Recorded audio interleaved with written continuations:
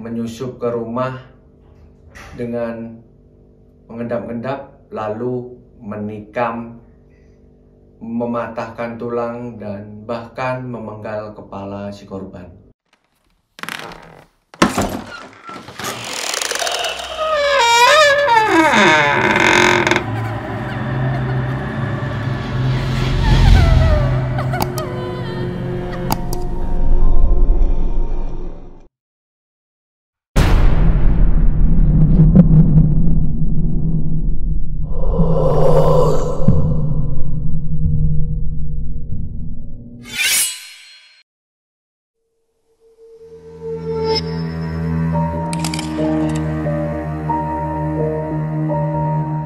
Selamat datang di channel ini bersama Yoga.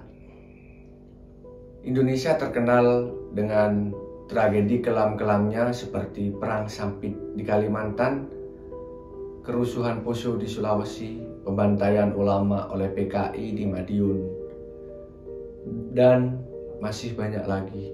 Dari semua kejadian tersebut pastinya memakan banyak korban, bahkan anak-anak balita, balia menjadi yatim piatu karena orang tua mereka menjadi korban dari tragedi tersebut. Dari semua tragedi tersebut, saya akan menceritakan yang paling dekat, yaitu tragedi yang masih saat ini menjadi misterius. Tragedi ini tepatnya di Jawa Timur dan di kota Banyuwangi di tahun 1998 yang terkenal dengan pembantaian ninja Banyuwangi.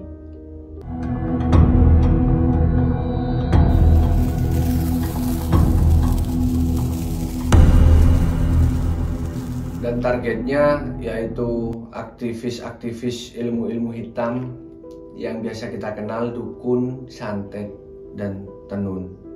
Bahkan ulama, guru ngaji pun tidak luput dari target pembantaiannya.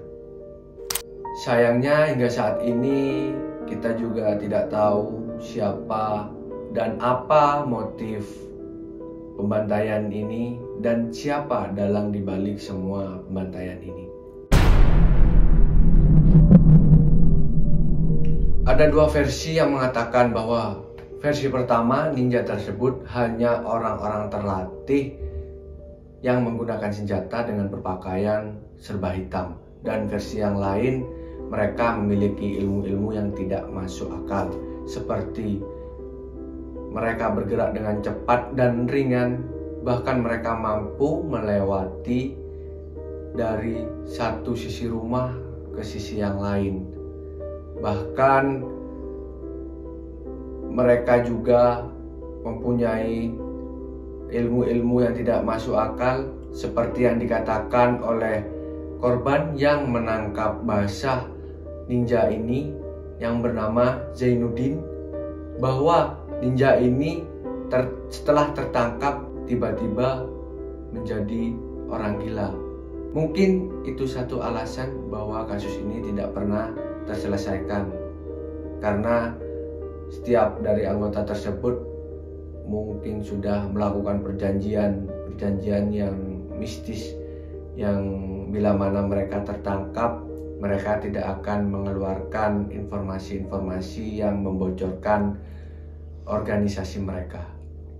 Dalam sehari paling tidak mereka memakan korban 1-2 orang. Bahkan jika ditotal, korban mereka sampai 147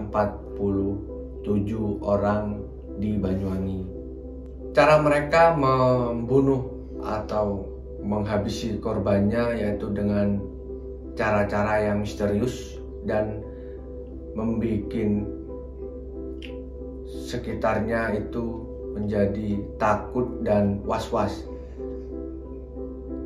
Bagaimana tidak, dengan cara mereka menandai korbannya sebelum mereka mengeksekusi itu, mereka menandai pintu rumah target dengan tanda silang, dan eksekusi mereka itu dipastikan di malam hari. dengan cara mematikan lampu dan menyusup ke rumah dengan mengendap-endap, lalu menikam, mematahkan tulang, dan bahkan memenggal kepala si korban. Meskipun para ninja tersebut terlatih dan cara mereka membunuh dengan sangat amat hati-hati, namun ada beberapa yang melakukan perlawanan dan berhasil lolos dari pembantaian ninja tersebut. Mereka melakukan perlawanan dan kemudian mereka lolos menceritakan cerita yang mereka alami, bahwa mereka pernah hampir menjadi korban pembantaian ninja di Banyuwangi. Tapi semua hal itu masih menjadi hal yang samar di kalangan masyarakat. Hingga detik itu pun masyarakat masih was-was dan khawatir karena mereka menganggap pemerintah tidak dapat meredam mara bahaya yang dilakukan oleh para ninja tersebut. Masyarakat akhirnya melakukan beberapa aktivitas yang mereka percayai bahwa dengan itu mereka bisa menangkal ilmu-ilmu atau ninja-ninja tersebut.